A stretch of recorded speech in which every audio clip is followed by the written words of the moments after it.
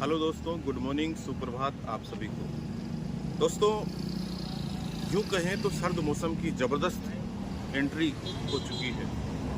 आप तस्वीरों में देख सकते हैं, मैं खड़ा हूँ, मेरे पीछे इतना कोहरा और लोगों की आवाजाही इस वक्त बेहद ही कम दिखाई दे रही है। यूँ कहें तो जिस तरह से मौसम विभाग ने अपना अलर्ट जारी किया था कि नए साल की शुरुआत से ही जो वेस्टर्न डिस्टर्बेंस सक्रिय होगा, उसके कारण प्रदेश भर में घना कोहरा छाया रहेगा, साथ ही मावट भी।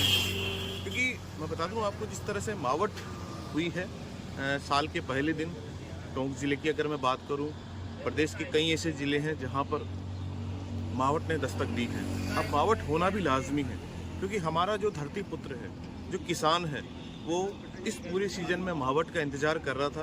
क्योंकि रबी की फसल के लिए जिस तरह मावट की जो हल्की हल्की बूंदें हैं वो अमृतदायिनी है, यानी अमृत के समान है।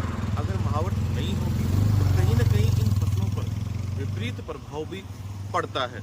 जिस तरह से मावट हुई है, धरती पुत्र खुश है। हालांकि मावट होने से ठिठुरन बढ़ी है, टेम्परेचर में नमी आई है, सर्दी बढ़ी है, जिसकी वजह से आम जनजीवन है उस पर सबसे ज़्यादा असर पड़ा है। अगर बात करूं बाज़ारों की या हाईवेज़ की, तो यहाँ पर लोगों की आवाजाही कम है। हाईवेज़ की अगर बात करूं तो घना कोहरा जब बढ़ा, उसकी वजह से विजिबिलिटी कम हुई और जो वाहनों की रफ्तार है उस पर भी कहीं ना कहीं ब्रेक लगे हैं, जो ये बताता है कि कहीं ना कहीं ठंड का प्रकोप अब हमें ज़्यादा दिखाई देने लगा है। साथ ही मैं बता दूँ, इस तरह अगर मैं बात करूँ, ठंड का प्रकोप बढ़ा है तो हमारे मंदिरों में भी ठाकुर जी को जो रजाई है वो उड़ाई जाने लगी है। उनके सामने सिगड़ी और हीटर जला करके सर्दी से ठाकुर जी को बचाया जा रहा है। साथ ही मैं बता दूं, पौष का पावन महीना चल रहा है, जगह जगह मंदिरों में भगवान को पौष बड़ों का जो भोग है वो लगाया जा रहा है।